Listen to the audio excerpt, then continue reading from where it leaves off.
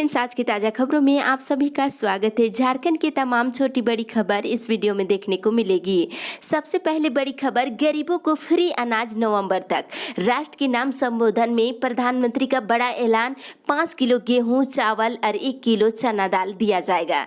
एक बड़ी खबर की केंद्र सरकार ने प्रधानमंत्री गरीब कल्याण अन्न योजना का विस्तार नवंबर तक कर दिया है और राष्ट्रीय खाद्य सुरक्षा कानून के दायरे में आने वाले 80 करोड़ से अधिक लाभार्थियों को अगले 5 माह तक मुफ्त में अनाज मुहैया कराया जाएगा। साथ ही प्रधानमंत्री नरेंद्र मोदी ने खुद राष्ट्र के नाम संबोधन में योजना का विस्तार का ऐलान कर दिया है। बताते चले कि सरकार ने लॉकडाउन के बाद अप्रैल, मई और जून के लिए मुफ्त अनाज देने का ऐलान किया था और सभी को 10 किलो निःशुल्क अनाज दी गई थी। लेकिन बता दें, प्रधानमंत्री ने एक बार फिर से मुफ्त अनाज देने को लेकर के यह योजना को आगे बढ़ा दी है, जिसमें जुलाई, अगस्त, सितंबर, अक्टूबर और नवंबर तक यह नियम लागू रहेगा। इस बीच जो है प्रति सदस्य के हिसाब से 10 किलो चावल, 5 किलो गेहूं और चना दाल 1 किलो दिया जाएगा। इसी के साथ ही अगली बड़ी खबर, बीपी शुगर के मरीजों को अभी दफ्तर आने से छूट।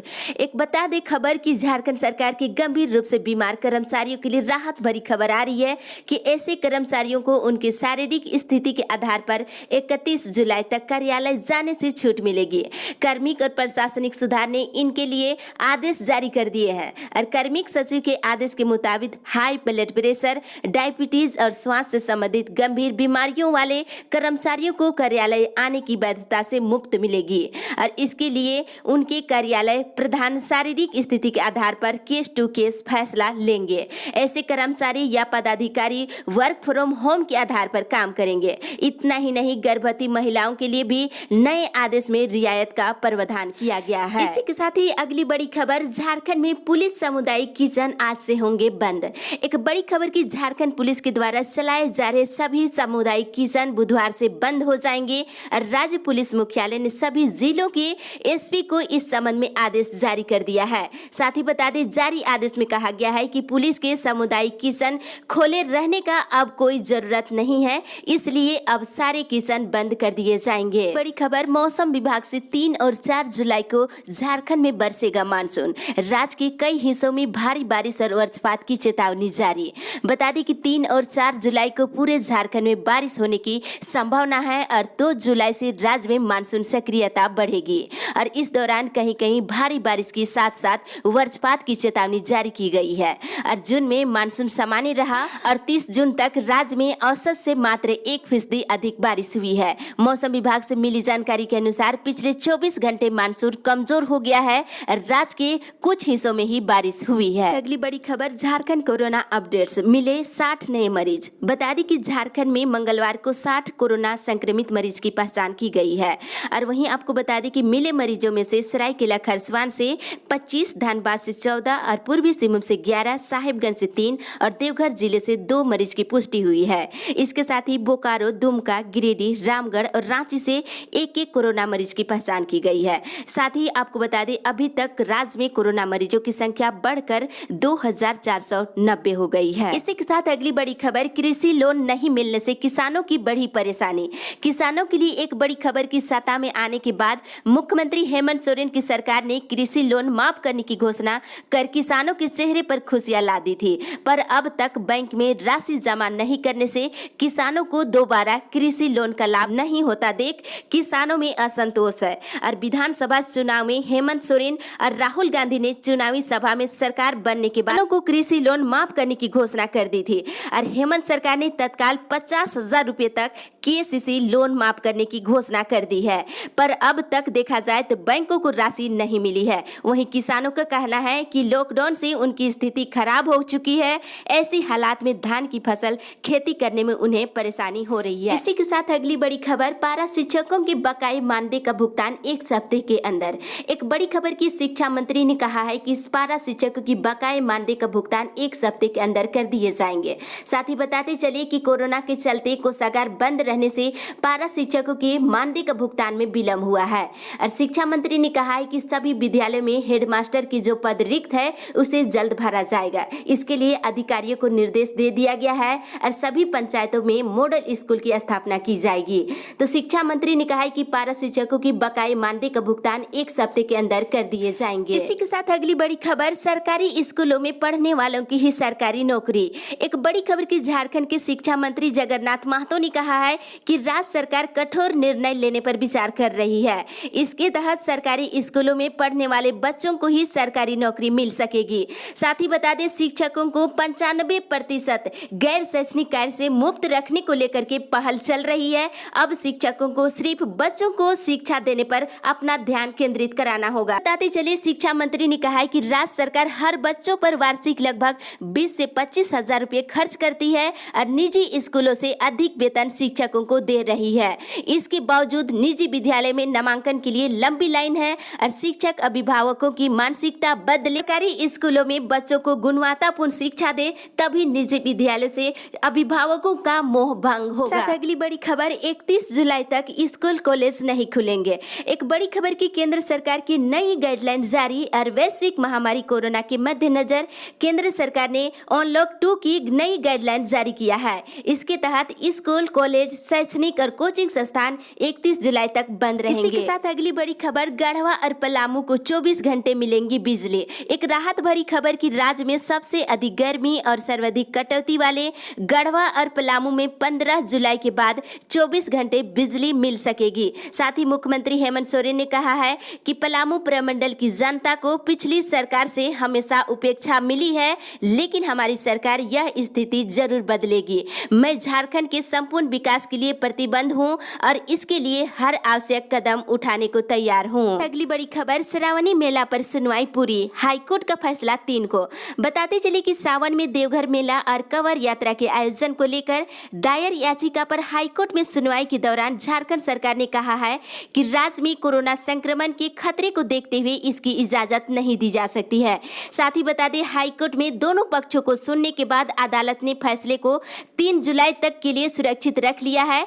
3 जुलाई को फैसला आ सकती है। साथ अगली बड़ी खबर, वेतन भुगतान नहीं होने पर शिक्षा मंत्री नाराज, मांगी रिपोर्ट। एक बड़ी खबर की राज्य के प्राथमिक से लेकर के +2 उच्च विद्यालय तक के नवनियुक्त शिक्षकों के वेतन का भुगतान नहीं होने पर शिक्षा मंत्री ने नाराजगी जताई है। बताते चले कि अब तक कई जिलों में शिक्षकों के वेतन भुगतान की प्रक्रिया लंबित है और शिक्षा मंत्री ने वेतन भुगतान नहीं होने वाले शिक्षकों के नाम 7 दिनों के अंदर देने को कहा है। इसके अलावा विभागीय निर्देश के बाद भी वेतन भुगतान नहीं करने वाले दोषी पदाधिकारियों को चिन्हित कर उस पर कार्रवाई करने का भी निर्देश दिए हैं। साथ अगली बड़ी खबर, गैस उपभोक्ता ना हो परेशान, ऑफलाइन बुकिंग चालू रहेगी। बता दें, गैस उपभोक्ताओं को अधिक परेशान होने की जरूरत नहीं है। गैस के लिए ऑफलाइन बुकिंग चालू रहेगी। किसी कारण कोई भी ग्राहक यदि बुकिंग नहीं करा पा रहे हैं तो गैस एजेंसी के माध्यम से भी बुकिंग होगी। इसके अलावा ग्राहक SMS या कंपनी के साइट से ऑनलाइन या फिर व्हाट्सएप के माध्यम से भी बुकिंग करा सकते हैं। तेल कंपनियों ने कोरोना और डिजिटल को बढ़ावा देने के मकसद से अधिक काम जो है डिजिटल के माध्यम से करने का लक्ष्य रखा है। हालांकि इसे अनिवार्य नहीं किया है।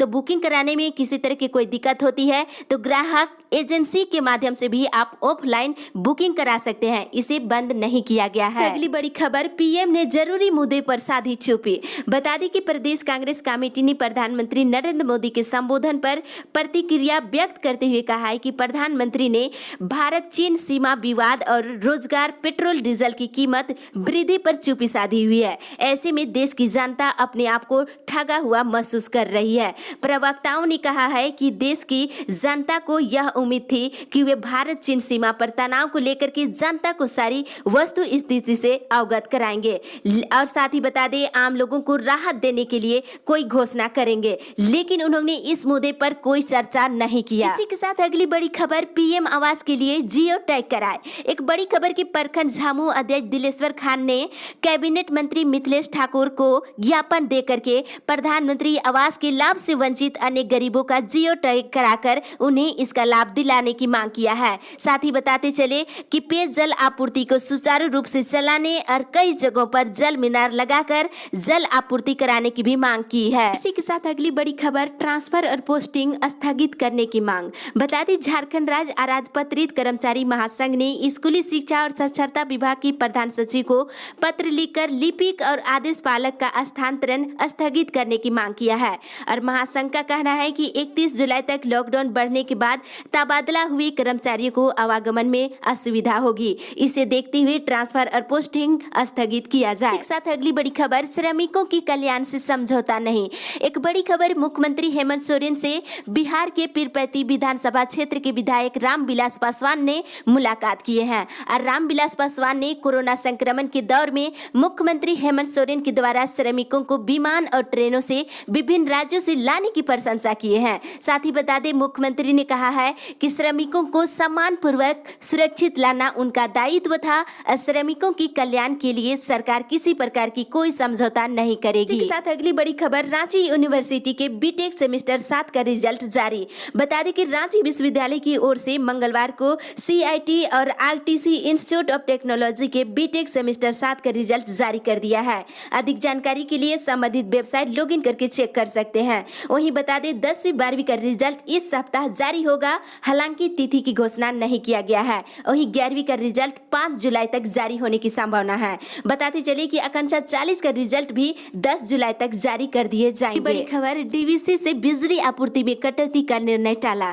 बता दें कि बकाये भुगतान नहीं होने पर 1 जुलाई से बिजली कटौती की बात कही गई थी। झारखंड बिजली वितरण निगम लिमिटेड के आग्रह पर दामोदर घाटी निगम ने कुछ दिनों के लिए बिजली कटौती के निर्णय को टाल दिए हैं। इस निर्णय से DVC कमांड से जुड़े इलाकों को राहत मिलेगी। हालांकि कटौती से राहत देने संबंधी कोई आधिकारिक बयान DVC की तरफ से जारी नहीं किया गया है। बड़ी खबर, हड़ताल से मनरेगा कार्य प्रभावित। बता दें, अपनी विभिन्न मांगों को लेकर और सरकार की उदासीन रवैया से तंग आकर रोजगार सेवक 3 दिन के सांकेतिक हड़ताल पर चले गए हैं। रोजगार सेवकों की 29 जून से हड़ताल पर चले जाने से मनरेगा कार्य पर प्रतिकूल असर पड़ने लगा है। वहीं बताते चलिए कि भूटान काम करने गए गुमला के मजदूर फंसे। लॉकडाउन की वजह से भूटान में फंसे गुमला जिले के सिसई प्रखंड के मजदूरों ने राज्य सरकार से घर वापसी की गुहार लगाई है। ये सभी मजदूर काफी लंबे समय से भूटान में फंसे हुए हैं और पड़ोसी मित्र देश भूटान में सिसई के अलावा झारखंड के विभिन्न जिलों, बिहार, उत्तर प्रदेश के हजारों की तादाद में प्रवासी मजदूर फंसे हुए हैं। प्रवासी मजदूर घर आने के लिए राज्य सरकार से गुहार लगा रहे हैं। अब तक इन्हें कोई मदद नहीं मिल पाई है। इसी के साथ अगली बड़ी खबर, नाई समाज की उपेक्षा कर रही सरकार। बता दें कि सैलून और ब्यूटी पार्लर खोलने की अनुमति नहीं मिलने से आक्रोशित नाई समाज के लोगों ने जिला स्तरीय बैठक कर रहे हैं। बताते चलिए कि वहीं अनलॉक 1 में और ना ही अनलॉक 2 में सैलून और ब्यूटी पार्लर खोलने की अनुमति सरकार के द्वारा दी जा रही है, जिससे यह प्रतीत होता है कि सरकार नाई समाज की उपेक्षा कर रही है। इसलिए नाई समाज की मांग है कि प्रत्येक नाई समाज के हर परिवार को 10,000 रुपये आर्थिक सहायता दे और सैलून खोलने की अनुमति जल्द से जल्द दे, ताकि लोग अपने परिवार का जीविकोपार्जन कर सके। इसी के साथ अगली बड़ी खबर, कोचिंग शिक्षकों ने बेचे IAS आलू और पॉलिटेक्निक भिंडी। एक बड़ी खबर बता दी कि IAS आलू और पॉलिटेक्निक भिंडी और MS सब्जी वाला समेत अन्य ठेले के पास लोग खड़े होकर सब्जी और फल की बिक्री कर रहे थे। जी हाँ, आपको बता दें कि रणधीर वर्मा चौक पर मंगलवार को अनोखे ढंग से सरकार का विरोध कर कोचिंग शिक्षकों ने सरकार से 3 प्रमुख मांग किए हैं, जिसमें सीनियर स्टूडेंट्स को पढ़ाने को लेकर कोचिंग संस्थान शुरू कराने की अपील किए हैं। और बताते चले कि मार्च से लेकर के अब तक किराया और बिजली बिल माफ करने की भी मांग रखे हैं। इसी के साथ अगली बड़ी खबर, शिक्षकों के ट्रांसफर में नियमावली की हो रही अनदेखी। बता दें कि राज्य में प्राथमिक से लेकर उच्च विद्यालय तक के शिक्षकों की स्थानांतरण की प्रक्रिया जिला स्तर पर शुरू कर दी गई है और नई शिक्षक स्थानांतरण नियमावली के तहत पूरी प्रक्रिया ऑनलाइन होनी है और में पूरी पारदर्शिता बरतने को कहा गया है। पर राज्य के कई जिलों में नियमावली के प्रावधानों की अनदेखी कर शिक्षकों के ट्रांसफर की प्रक्रिया चल रही है। इसको देखते हुए स्कूली शिक्षा और स्वच्छता विभाग के सचिव को ज्ञापन पत्र भी सौंपा गया है और संघ के प्रदेश महासचिव राम मूर्ति ठाकुर ने नियमों की अनदेखी कर की जा रही शिक्षकों की स्थानांतरण पर तत्काल रोक लगाने की मांग किया है। अगली बड़ी खबर, व्यवसायियों ने मर्चा निकाल होटल और रेस्टोरेंट खोलने की लगाई गुहार। बता दें, झारखंड में होटल और रेस्टोरेंट व्यापार को अब तक चालू कराने की अनुमति नहीं देने के विरोध में राज्य के कई जिलों से मांगे उठ रही है। इसी के साथ बताते चलिए, IBPS ने ग्रामीण बैंक के लिए मांगे ऑनलाइन आवेदन।